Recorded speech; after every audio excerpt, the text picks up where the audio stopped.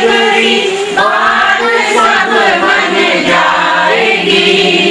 नाम जप कर साधना की शक्ति तुझ में ही हो, तेरा नाश कर सकता नहीं।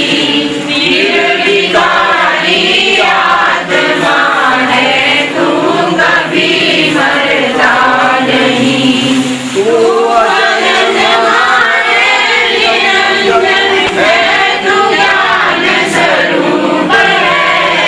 तेरा इंद्रिय प्राण मन बुद्धि का साक्षी भूप है। तेरा चरण स्वर निकाली नित्य है, दुख रूप है। तेरा में अभिमान करके तू बड़ा भवभूप है। तेरा को मैं मानना सबसे बड़ी यह भूल है। भूल ही अज्ञान है, अज्ञान ही दुख मूल है। आज से निश्चय करो, हर अंग का ज्ञाता हूँ मैं। अंग में रहकर हुआ भी देह से न्यारा हूँ मैं।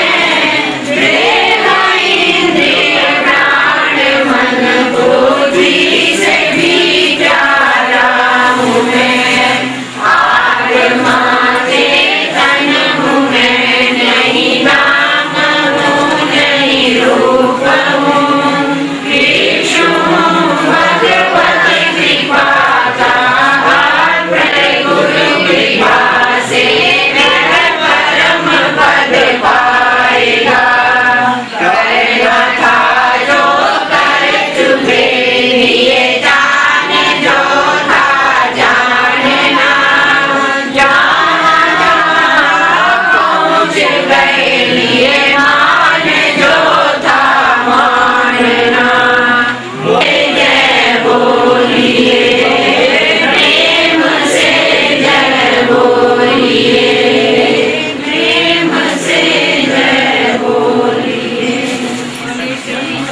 हे महाराज की सच्चाई हमारी है गीता, हमको है प्यारी हमारी है गीता। हमको है प्यारी हमारी है गीता।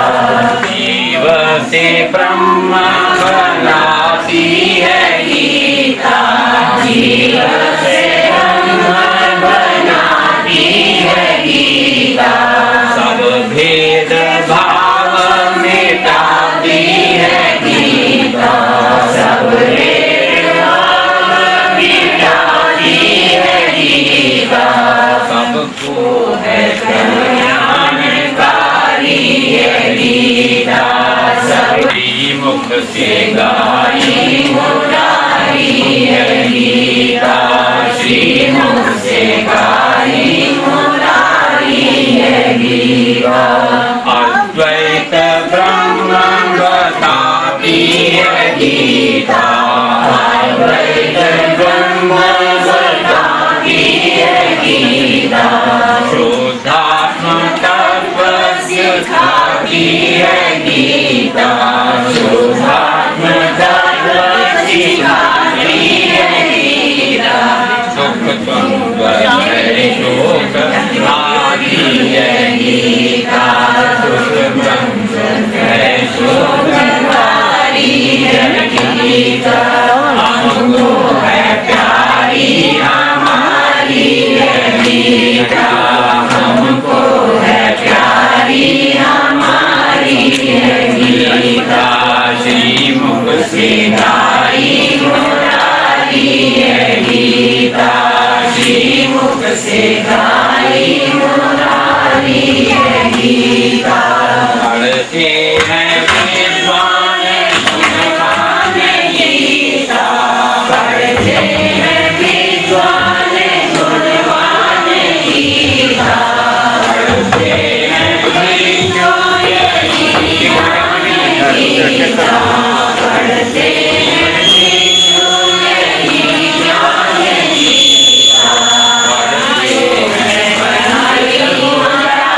गीता पढ़ते हैं पंडित पुजारी ये गीता हमको है प्यारी हमारी ये गीता हमको है प्यारी हमारी ये गीता श्रीमुख से गाई मुरारी ये गीता श्रीमुख से गाई मुरारी ये गीता बोले गीता माता की जय बोले श्री सद्गुरुदेव महाराज सो जन आला सो जन जाने सो जन आला कहीं न मन में खेद कोई कोई जाने रे कहीं न मन में खेद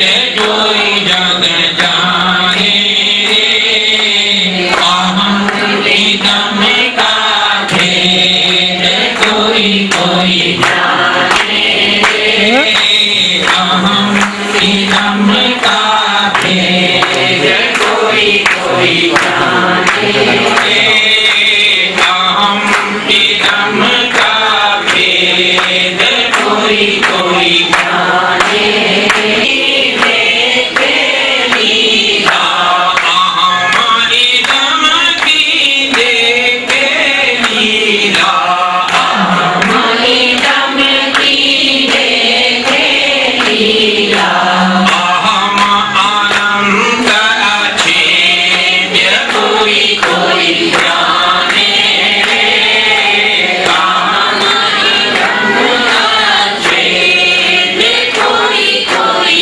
जाने रे अहम इदम का भेद कोई कोई जाने रे अहम इदम का भेद कोई कोई जाने रे अहम स्वयं साक्षी अविनाशी अहम स्वयं साक्षी अविनाशी अहम स्वयं साक्षी अविनाशी अहम स्वयं साक्षी अविनाशी दृष्टा चेतन सुख की राशि दृष्टा चेतन सुख की राशि दृष्टा चेतन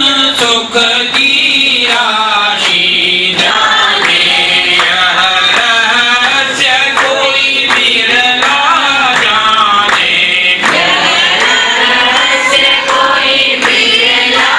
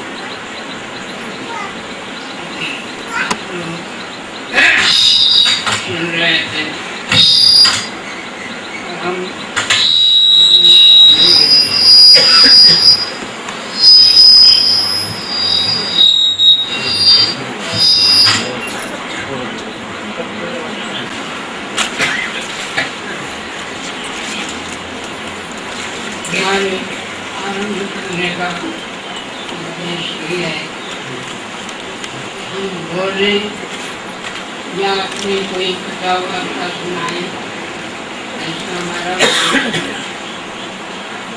लेकिन हम अपनी आरंभ किए कि आप लोग भी पता नहीं कौन कहाँ से आए होंगे, क्या क्या योजना बनाए होंगे, तो हम आपको छुट्टी देने की और आपसे छुट्टी लेने की योजना बनाकर बोलना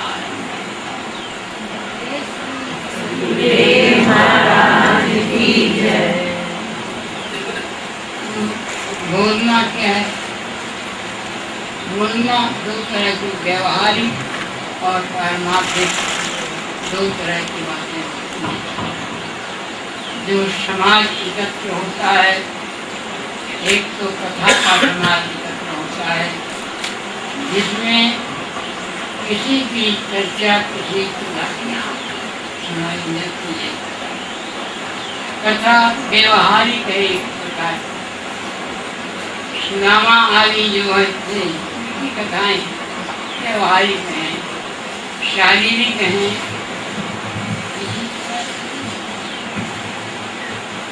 वे सब व्यवहारिक हैं।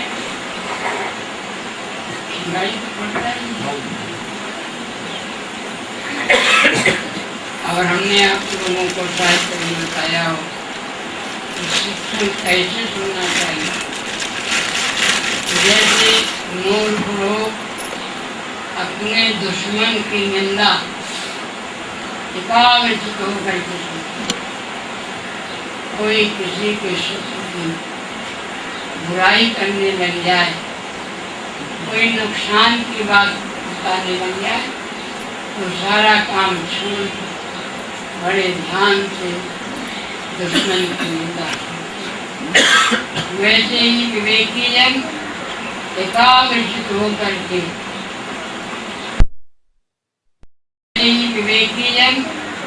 एकाग्रचित होकर के सत्संग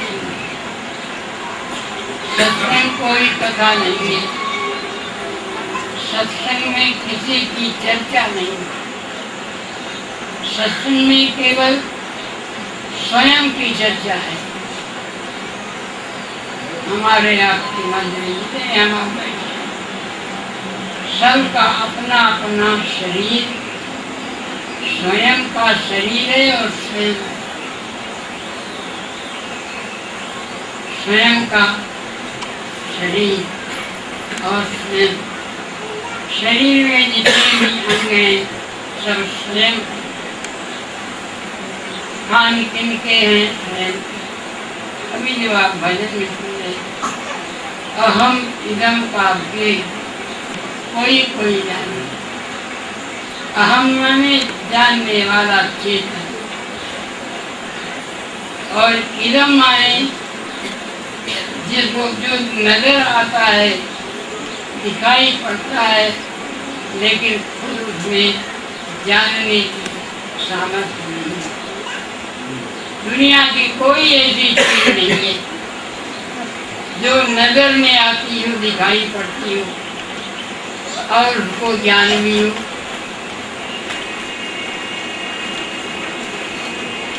बहुत ज्यादा दूर न विचार करें तो कई सबके पास आजकल फोन है, सेलुलर, बड़ी सूझबूझ की बातें, अमेरिका की बातें सुनने में आ जाती उसके द्वारा, लेकिन वह यंत्र स्वतंत्र नहीं है, वह किसी के अधीन जिसने उसका निर्माण किया है। वो बिगड़ जाता है तो अपने आप बनता नहीं। और कोई फोन कहीं से आवे तो कोई सुनने वाला आम न हो तो उस इदम को पता नहीं है फोन कहाँ से आया, क्या आया, उसको ज्ञान नहीं है। तो ये ठीक है, उसमें आ जाएगा नंबर, कहाँ से फोन आया, ये नंबर आ जाएगा, उसकी शक्ल भी चाहे आ जाए, ये सब आ जाएगा, लेकिन ये आ जाना, नंबर आ जाना, उसका निर्माण, ये अहम का काम, स्वयं का काम है, एक चेतना का काम है। जब कोई चीज बनाता नहीं, शरीर कुछ करता नहीं, बजरिए शरीर के कुछ भी किया जाए, बजरिए शरीर के कुछ भी किया जाए, किया जाता है, लेकिन शरीर स्वयं कुछ नहीं करता।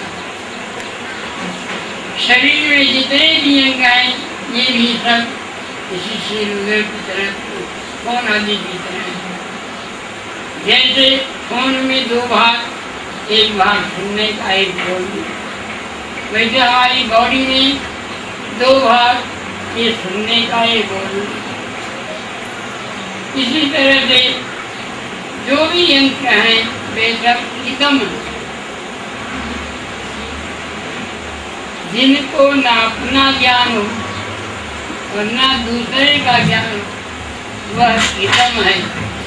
और जिनको अपना भी ज्ञान हो, स्वयं का, मैं कौन हूँ और ये कौन है, जिसको ज्ञान है वह स्वयं। और ये बॉडी स्वयं की बॉडी है, पर बॉडी स्वयं नहीं। स्वयं के पैर हैं, पर पैर स्वयं नहीं। पैर स्वयं के हैं, गैर के नहीं, मेरे हैं पर मैं नहीं। इसी तरह हम एक का नाम नहीं तो देर होगी। शरीर में जितने भी अंग हैं, पैर के नाखून से लेकर के आपको चलते जाए, देखते जाए, जो भी अंग हैं वे सब स्वयं के हैं, मुझ जानने वाले के। लेकिन इनको जो इदम है, ये इदम भाग, जिसको जाना जाए वह इदम, और जो जाने वह स्वयं अहम। अहम बॉडी शरीर उसे अहम को कहा जाता है, और बिना बॉडी के केवल स्वयं। बॉडी को मिलाकर अहम, अहम माने मैं, हिंदी संस्कृत में जिसे अहम कहा जाता है, उसी को हिंदी भाषा में मैं कहा जाता है। और इदम माने यह, इदम माने यह, जिसको यह कहा जाता है उसे ही संस्कृत इदम कहा जाता है। तो शरीर इदम है कि अहम? इदम, इदम है, यह अहम नहीं। अहम के निवास की स्थली है, इसमें निवास करता है कौन? अहम।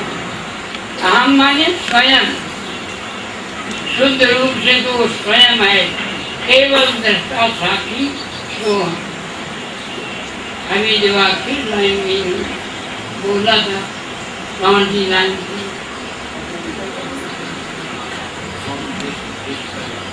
अहम इदम जो है यह दृश्य है, दिखाई पड़ने वाला है और परिवर्तनशील है। और अहम देखने वाला इदम। अहम इदम की क्या क्या देखे लिया, साल की 2 साल का रहा, 4 साल का रहा, 5 साल स्कूल जाता था, किसने झगड़ा हुआ, किसने मारा, तब से आज तक जो जिसकी दशाएं आई उनको आज तक देखता चला। आज अगर 70 साल 60 साल का, तो भी जो 2 साल की उम्र में था वही आज 70 साल की। लेकिन 2 साल वाला इदम नहीं रहा। 2 साल वाला इदम माने बॉडी, और अहम माने स्वयं। बॉडी वाला, बॉडी है जिसकी, बॉडी में रहता है जो, बॉडी से काम लेता है जो, वह है स्वयं, केवल स्वयं। हम शरीर के बिना बोलेंगे तो अपने आप को स्वयं शरीर सहित मैं बोला जाता है, अहम बोला जाता है। मैं हूँ शरीर सहित और स्वयं हूँ शरीर रहित। क्या? जैसे मिठाई में स्वाद, मिठाई में स्वाद है। हमने ऐसा भी देखा है, आप लोग तो जानते ही हैं कि मिठाई कोई 50 रुपए किलो, कोई 40 रुपए, आपका भाव कम। पहले का भी नहीं, कभी जिंदगी में खरीदने का भगवान ने मौका नहीं दिया। खरीदी खरीदाई, मुफ्त की आई मिठाई, शायद खानी है। लेकिन फिर भी अनुमान तो सुनते रहते हैं, कोई मिठाई 50 रुपए किलो, कोई 60 रुपए। देखने में रंग सफेद दोनों बर्फी, वैसे ही में उनका कटिंग है चौकोर, और सब कुछ वैसे दिखाई दे। लेकिन एक 40 रुपए किलो और एक 60 रुपए किलो, शायद क्या पता 80 रुपए किलो भी हो, जिसका नाम काजू वाली।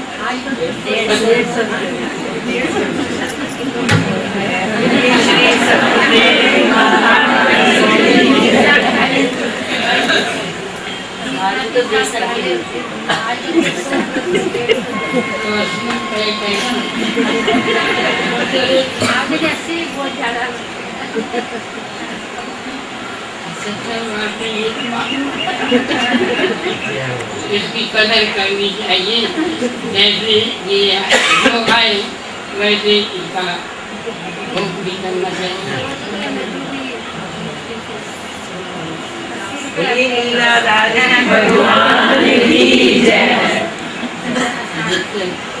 तो कुल मिलाकर करने का तात्पर्य है कि ये एक कितने किलो बताएं, 50 रुपए किलो, 100 रुपए किलो।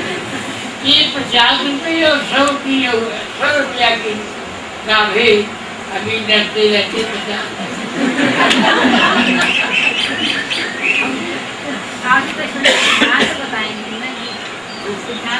ये जो 50 रुपये और 100 रुपए किलो का भेद है, जब नाम भी बर्फी एक है और कलर भी एक है और वजन माप भी एक है, तो ये भेद क्यों है? भाव में भेद क्यों? किसकी वजह से? स्वाद में भेद, यानी भाव में भेद उसकी वजह से है जिसका न माप है, न वजन है, न कलर है। वो क्या है? उसका नाम क्या है? स्वाद। ये काजू वाली बर्फी है, काजू चलो बादाम जो भी होंगे वो पड़ोसी हैं दोनों काजू। तो वो काजू बादाम क्या है? उनमें स्वाद ज्यादा, इसलिए जो है देवा देवी ये फैसला करती है। तो ये जो न दिखने वाले की कीमत ज्यादा है या दिखने वाले की? दिखने वाली बर्फी, वो बर्फी बॉडी किसकी? स्वाद, स्वाद की। बादाम भी बॉडी और सारी बर्फी भी बॉडी किसकी? स्वाद। इसी तरह से हमारा आपका शरीर ये भी बर्फी की तरह, इसमें जो स्वाद की तरह स्वयं है, उसकी वजह से इसकी कीमत। आइए आइए बाबू जी, आइए आइए साहब, आइए माता जी, आइए पिताजी, आइए बैठिए, खाइए पीजिए। अगर कहीं वो खाली कर दे कमरा, फिर इसकी कौन इज्जत करेगा? ये कोई बैठाएगा, फिर कौन कहेगी चलो इनके साथ एक रात बिता दें एकांत में अकेले में। जिनको कभी देखे बिना चैन नहीं पड़ता, उनको एक रात अपने पास रखना मुश्किल है। बॉडी तो वही है, बॉडी में से बाली का मुद्दा कौन सा भाव से लगेगा? बॉडी का एक नाखून भी नहीं गया। बॉडी के सभी अंग, सभी भाग जब के क्यों हैं, नाखून सब लगे है, मुड़ी वही, हाथ पाँव पीठ वही है, नाक वही है, आँख वही है, लेकिन इस वही में जो वो था जिसकी वजह से ये सब जबान बोलती थी, आंखें दिखाई पड़ता नहीं था। इसलिए अहम इदम का भेद कोई कोई जाने, और यही जानने के लिए मनुष्य टोला की विशेषता है। हम सोचते हैं हम किसी की चर्चा, किसी समय की चर्चा, किसी पुराण की चर्चा कर लें, और चर्चा में हंसी भी हंसने की बात नहीं है, और लेकिन आपका बनेगा क्या? किसी की हंसने की चर्चा, कथा, कहानी, उनसे क्या बनेगा? होगा कभी दांत कुटाया होगा, उनका चना चबाया होगा, कृष्ण जी का दूसरे का चना चबा लिया होगा, जो गुरु माता ने दिया था हमारे चबा लिया होगा, उसका फल तो मिला होगा। उससे हमको इतना ही लेना है कि हमको किसी का हक नहीं करना। अब इसको बार बार सुनो या कहो या पढ़ो, इससे क्या होगा? अगर उसको अमल न किया, दूसरे का हक न खाया, खाना बंद नहीं किया, और गीत गाए जा रहे भाई, जो सुख को चाहे सदा शरण राम की ले, रोज पाठ करते जा रहे हैं, लेकिन राम की शरण नहीं।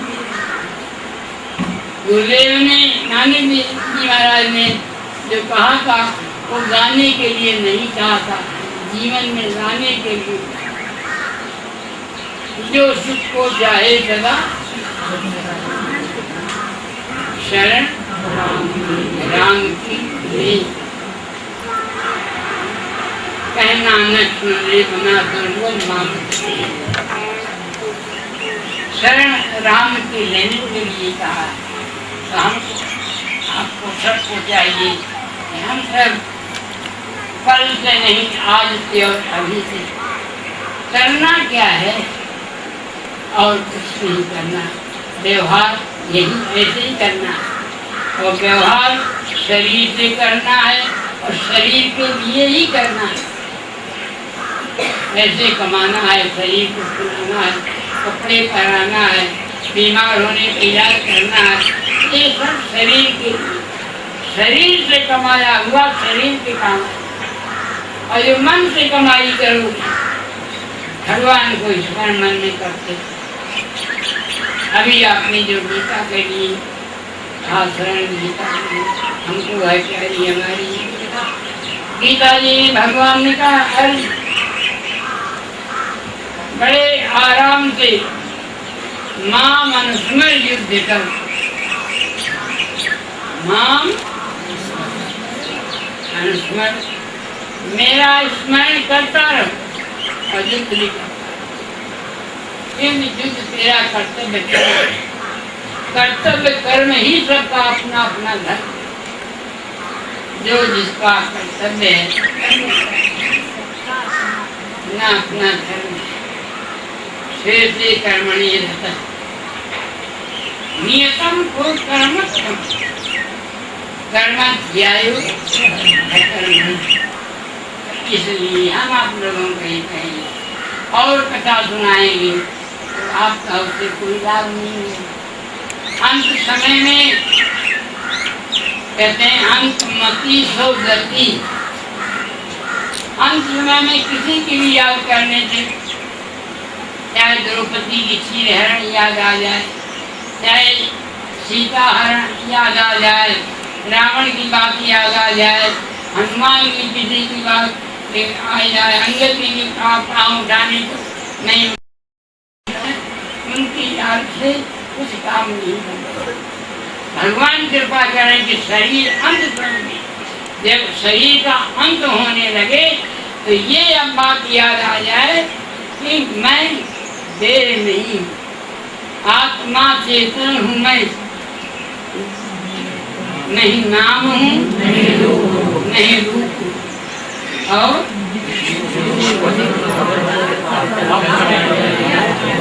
भगवान की कृपा का भिखारी।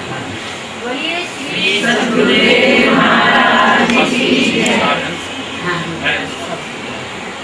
तो इसलिए ये आ जाए कि अमर हूँ मैं आत्मा, ऐसा हम सुनते थे, मारे से मर सकता नहीं, सत्य हथियार मेरा नाश कर सकता नहीं, अग्नि जला सकता नहीं, पानी जला सकता नहीं, पवन में 49 भी जिसको हिला सकता है। वही जो सुनते थे आज वही हो।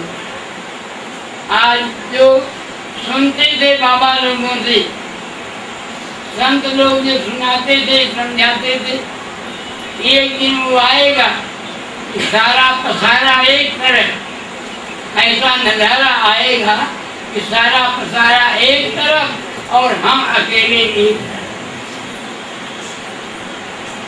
जब एक श्वास ले चुके हो, दूसरा ले रहे हो और तीसरा ले नहीं पाए।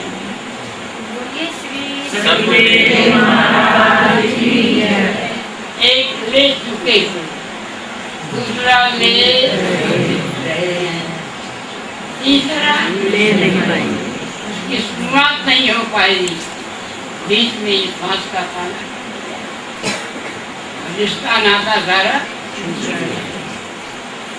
फिर अंदर ही अंदर आएगा कि आज कोई साथी न रहा, कोई सहारा न रहा, हम किसी के न रहे, कोई हम लोग अभी मन मन में इसको गाने की जरूरत नहीं है, बल्कि अपने मन को समझाने में की जरूरत है, ऐसा मन में लाने की जरूरत।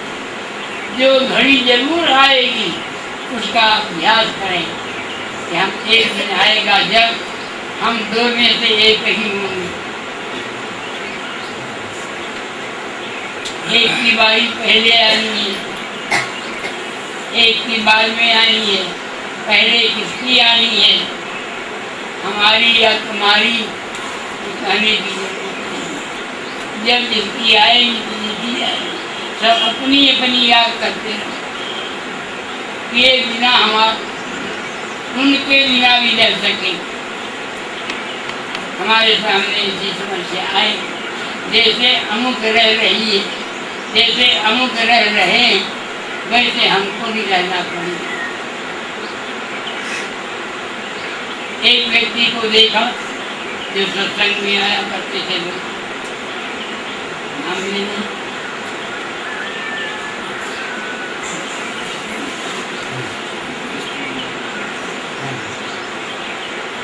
जो हमेशा आते थे, लेकिन वे आते तो हमेशा थे, सत्संग में आते थे पर सत्संग सुनते नहीं। नतीजा क्या हुआ, उनकी जीवन संगनी आज बाग में बैठी बैठी भोजन किया, भोजन करके वो देखने लगी क्या देखते देखते गर्मी से लगी, खड़े के बैठ गई जाके, बैठे बैठे मेरी दीदी आओगी, सारा किया जीवन साथी उनके आते आते उन्होंने कर दिया, डॉक्टर की अब वे उसके लिए रुकी। हमने महाराज जी क्या करूँ, दिन को किसी तरह बीत जाता है। देखो एक सज्जन से कोई थे तो उनके लिए भी हुआ था, उस देवी का पति का ध्यान हुआ था, तो वे पत्नी का हुआ था कि वे उसको उठाने नहीं देते, शमशान नहीं ले जाने देते। बहुत लोग इकट्ठे थे, सब समझाते थे, किसी को नहीं सुनते, रो रहे थे। कोई संत आए, बोले कोई क्या बात, कोई इनका देहांत हो गया। संत ने कहा कोई बात नहीं, हम काम कर देंगे तुम्हारा, तुम क्या चाहते, बोले जी जाए। ये काम हम कर देंगे। कि आप एक काम करो, एक कुल्हड़ मंगाओ और एक कुल्हड़ दूध मंगाया। दूध लेकर के दूध पिया और दूध पीने के बाद उन्होंने कुल्हड़ को गिरा दिया, टूट गया। जब टूट गया तो वो रोने का शांति। वो बोले क्यों? बोले मेरा कुल्हड़। तो लोगों ने कहा कुल्हड़ आपको दूसरा मंगा दीजिए। बोले नहीं, मुझे तो वही कुल्हड़ चाहिए और वैसे ही चाहिए। तो इतने में तो सब समझाए, नहीं माने। तो वो भी आ गए जिनकी पत्नी का देहांत। बोले कि आप पहली बात करते हो, कुल्हड़ के लिए रोते हो, वो टूट गया, वो कहीं जुड़ सकता है। बोले हम अगर कुल्हड़ के लिए रोते हैं, हमारा कुल्हड़ नहीं जुड़ सकता, तेरी पत्नी कैसे जुड़? अब जो छूट गया संबंध उसका। इसलिए ये मिलना जहाँ है, बिछाना वही। अब हमारे बच्चे कभी बीमार नहीं होते, ना हमारे बच्चे फेल होते हैं, ना हमारे बच्चे कोई शरारत करते हैं। भगवान नहीं तो वास्तव में हमारे पास बच्चों की कमी नहीं।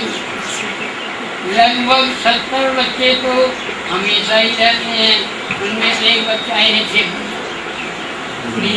बड़ा हो जाता है।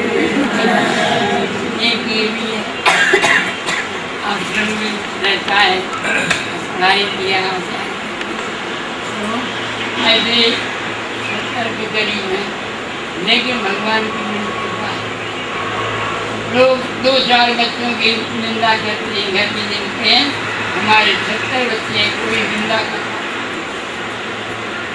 इसलिए जब तक है जीवन में सबसे प्रेम प्यार से रहते, घर में भी, पड़ोसी से भी, और मन में सोचते रहो ये जो कुछ भी जिनको मिला है, ये सब मिला है टेम्परेरी, बिछड़ेगा। हमारे कहने से अब आप कह रहे हैं या आप विश्वास करते हैं? आपको विश्वास है कि बिछड़ेंगे भी नहीं? तो उसको अभी से पका लो। जब कोई भी आए करो मत, परेशान मत। अगर किसी की वस्तु कोई अमानत रख जाए तो जब आकर के ले जाए तो आपको कोई दुख नहीं। क्यों नहीं होता? रखते समय ही सोच लिया था, और जब तक रही तब तक सोच यही सोचा था कि ये मेरी नहीं, ये किसी गैर की है, मेरे पास कुछ समय के लिए मैं उसकी हिफाजत करूँ।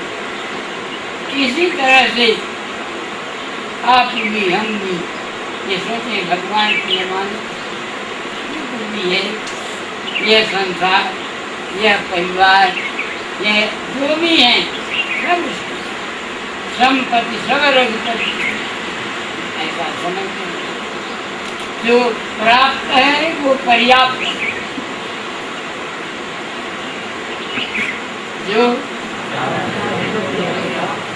जो प्राप्त है, जितना प्राप्त है और जैसा प्राप्त है उसे पर्याप्त, प्राप्त को पर्याप्त समझने वाले पांडवों की तरह हैं, और जितना भी प्राप्त है वो अपर्याप्त समझने वाले दुर्योधन की तरह। 7 अक्षौहिणी सेना थी पांडवों की और 11 अक्षौहिणी कौरवों की थी, लेकिन दुर्योधन क्या कहता है? अपर्याप्तम तदस्माकं बलम भीष्माभिरक्षितम्, मेरे पास सेना कम है। इसी तरह से न दीन भाव रखो, न अभिमान, दोनों हानिकारक हैं। किसी गरीब को देख करके, कमजोर को देखकर अभिमान न करो, और किसी बड़े को अपने से देख करके दीन भाव दीनता आने लगे मन में, दीनता आने लगे तो अपने से पीछे वाले की, हे मनीराम तू क्या शोक करता है, तेरे से पिछली श्रेणी में कितने लोग जी रहे। और जब अभिमान आने लगे तो अपने से आगे वाले, ऐसे दीनता और अभिमान दोनों से बचे संतुष्ट। इन्हीं शब्दों के साथ विराम देते हैं। काफी दिन के बाद शर्मा विराम हुआ है। अब फिर शायद कल सवेरे में लोग मिलने में जाएगा। फिर कब आएंगे?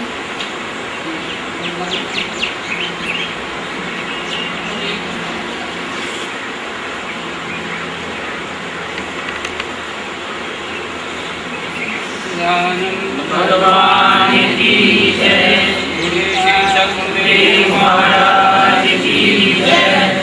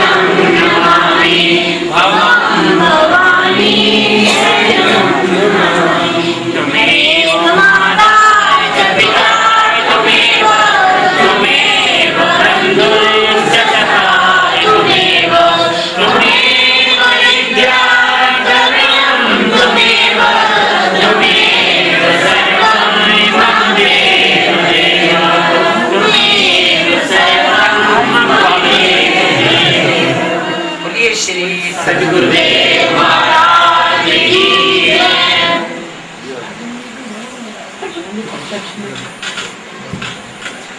बोले श्री सदगुरुदेव महाराज की जय। मन हर लेने वाले आओ जरा, मन हर लेने वाले आओ जरा, आओ जरा भोग लाओ जरा, आओ जरा भोग लाओ जरा, मन हर लेने वाले आओ जरा, मन हर लेने वाले आओ जरा। भिलनी के मेर सुदामा के तंडोल, भिलनी के मेर सुदामा के तंडोल, रुचि रुचि भोग लगाओ जरा, रुचि रुचि भोग लगाओ जरा, मन हर लेने वाले आओ जरा, मन हर लेने वाले हरिओम से पूछ के बताएं तो कितने बजे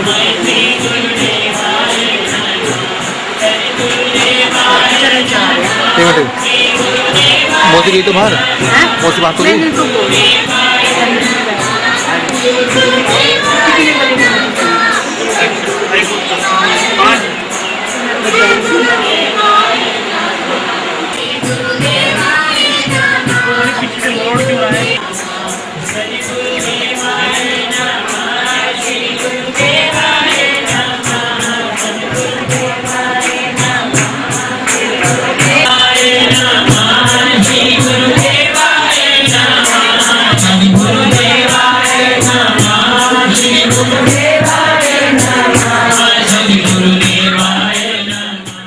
इसको भी देख रहे हो, तो ये देखते चले आ रहे हो।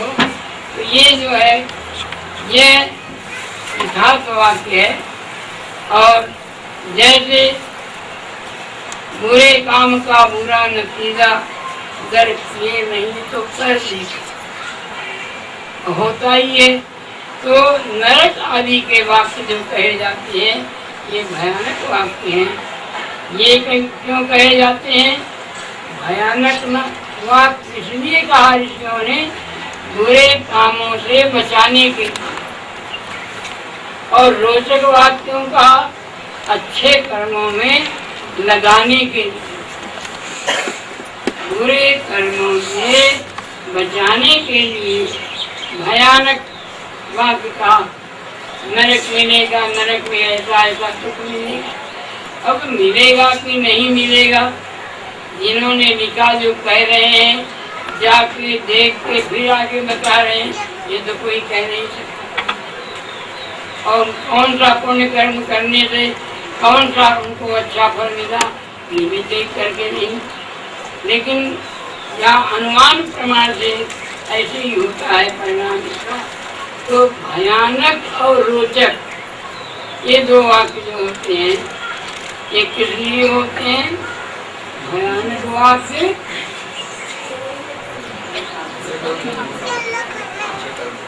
बुरे कर्मों से बचाने के लिए भयानक वाक्य है, और अच्छे कामों में लगाने के लिए रोचक शब्द हैं।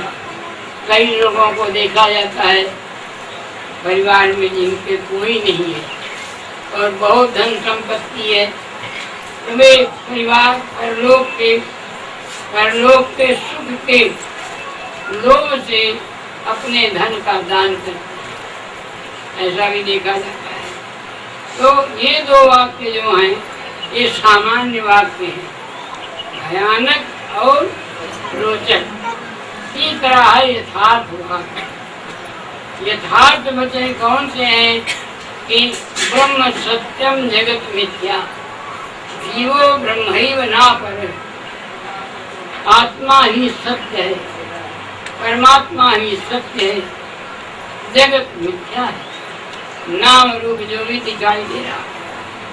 आज से 100 साल में ऐसे ही लोग रहे होंगे, क्यों शर्मा जी, आज से 100 साल पहले भी ऐसे ही लोग रहे होंगे और ऐसे ही खान पान के भोग भी रहे होंगे, लेकिन 100 साल पहले वाले आज न वे लोग हैं और न वे भोग हैं, वैसे ही लोग हैं, वैसे ही भोग हैं, लेकिन न वे लोग हैं और न वे भोग।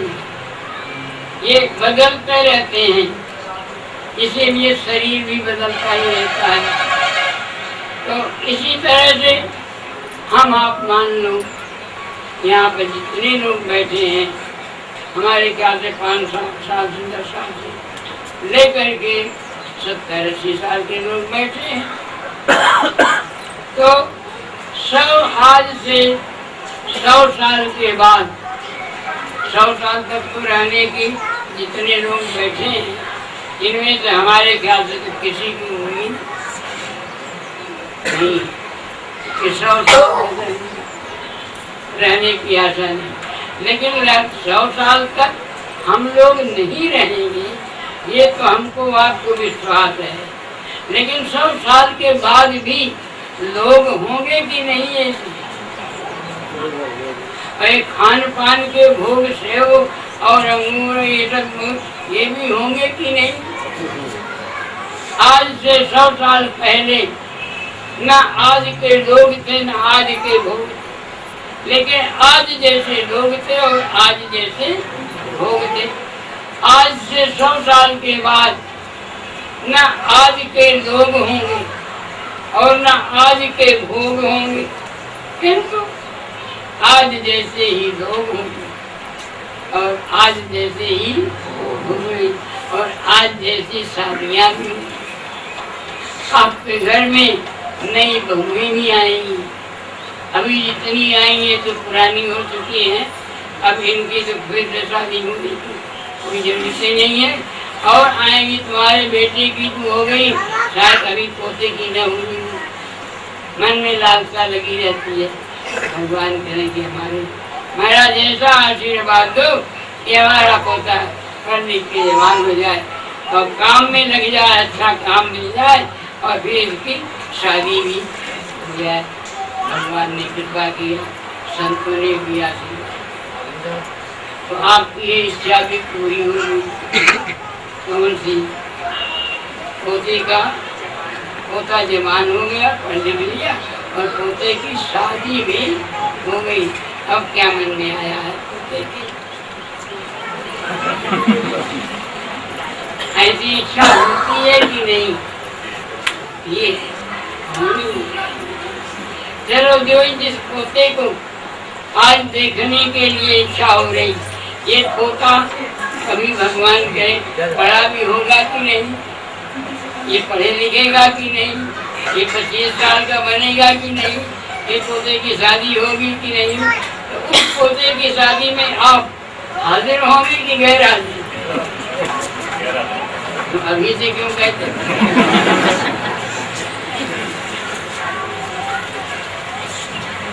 और फिर पोते की बहू आएगी और पोते की बहू पे भी में आएगा, उनको दर्शन मेला कभी दोगे? दर्शन कराओगे? अभी आओगे कहने के लिए, संदेश देने के लिए कि बेटे ये घर ये कोठी मैंने ही बनाया, ये नहीं है।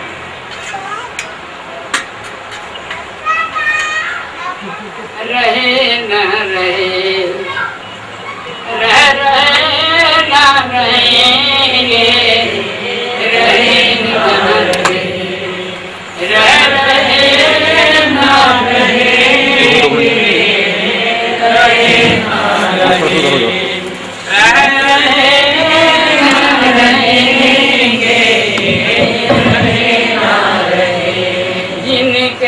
जिनके लिए तूने दौलत लगाया और जिनके लिए कार कोठी बनवाया, जिनके लिए कार कोठी बनवाया,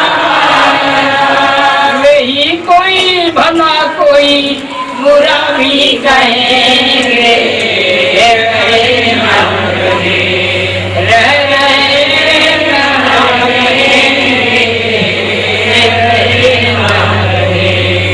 रहे ना रहे, रह रहे ना रहेंगे, रहे ना रहे।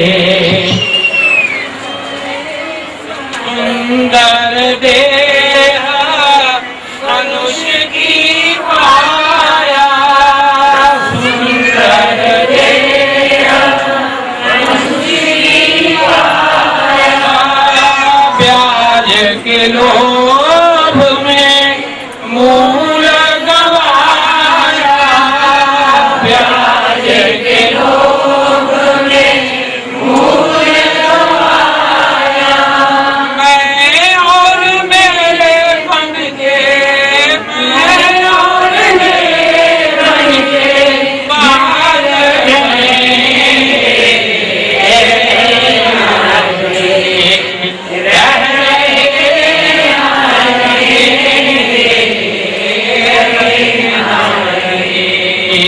रह रहे ना रहेंगे, रहे ना।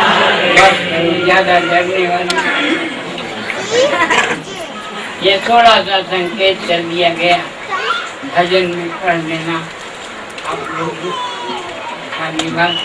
तो रहे जो पहले आज से 100 साल पहले जो रहे वे न रहे, तो अब जो रह रहे हैं ये भी हम डराने के लिए नहीं कह रहे हैं, डरा करके दान देने के लिए नहीं कह रहे, हम तो तुम्हें निर्भय बनाने के लिए कह रहे हैं।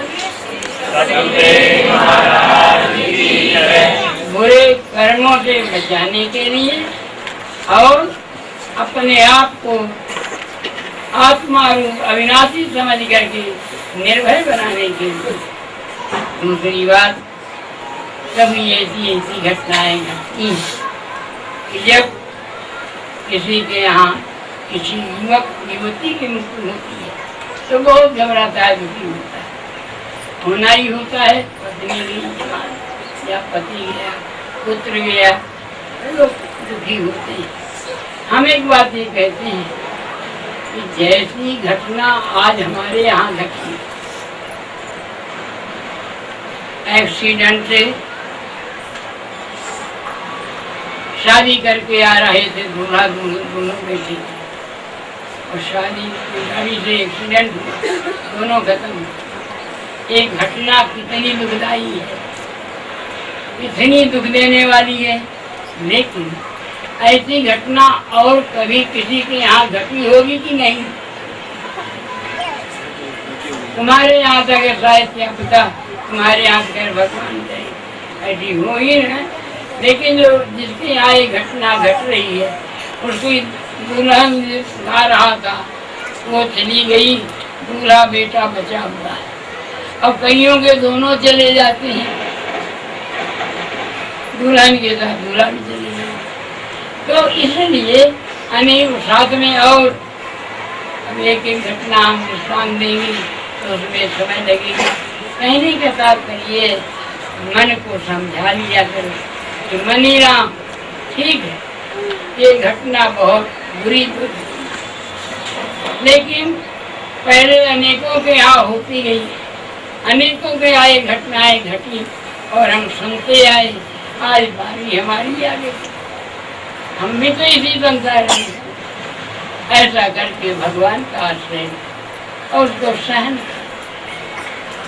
और इस बात को जो यथार्थ वाक्य है, वाक्य ने बताए 3, कौन कौन से?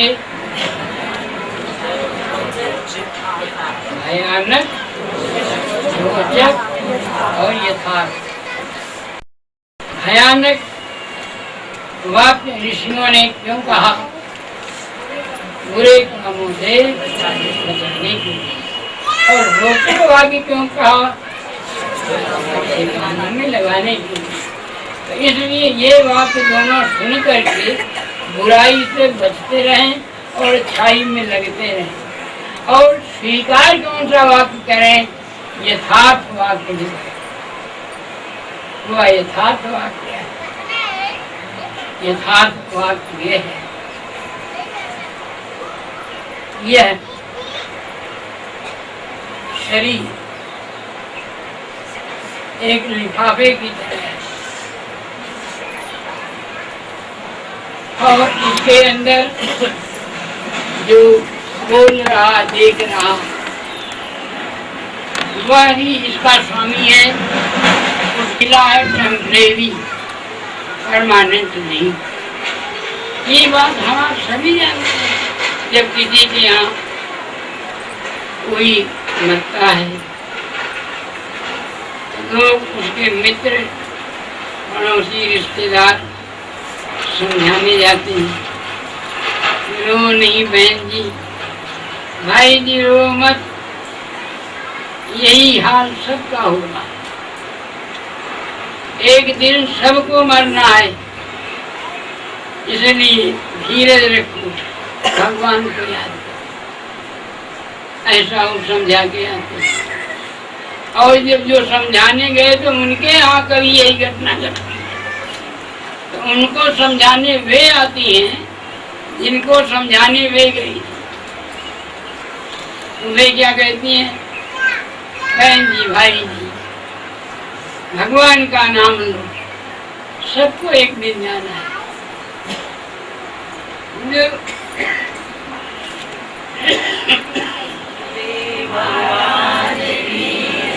इतना छपड़ा है, अच्छे भले छपड़े भी आजकल काम नहीं करते। ये तो मजे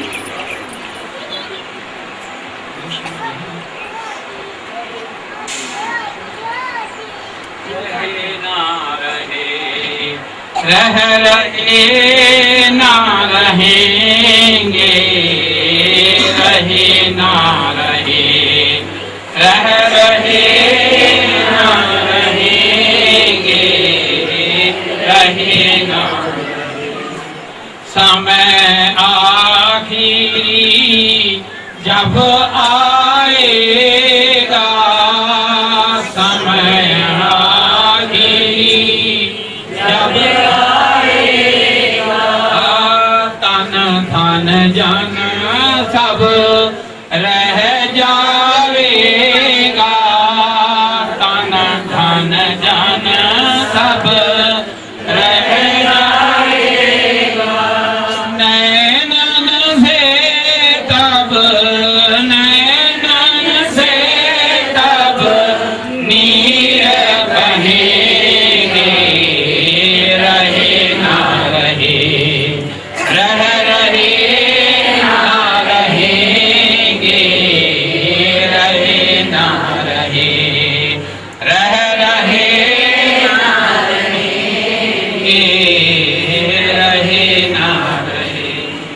अब तो देख लिया जग सारा, अब तो देख लिया जग सारा, ना हम किसी के, ना कोई हमारा, ना हम किसी के, ना कोई हमारा।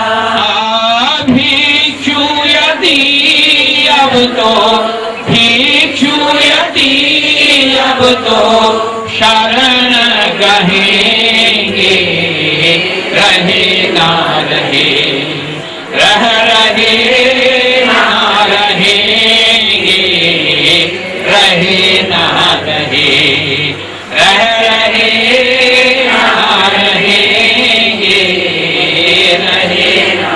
पूरी श्री सद्गुरुदेव भगवान की। सुनना बहुत जरूरी नहीं है, सुनने से ज्यादा समझना जरूरी है। लेकिन सुनना जरूरी इसलिए है कि सुनेंगे नहीं तो समझेंगे क्या, और समझेंगे नहीं तो समझेंगे क्या। सुनना होता है समझने के लिए, और समझना होता है सुलझने के लिए। जीवन में परिवर्तन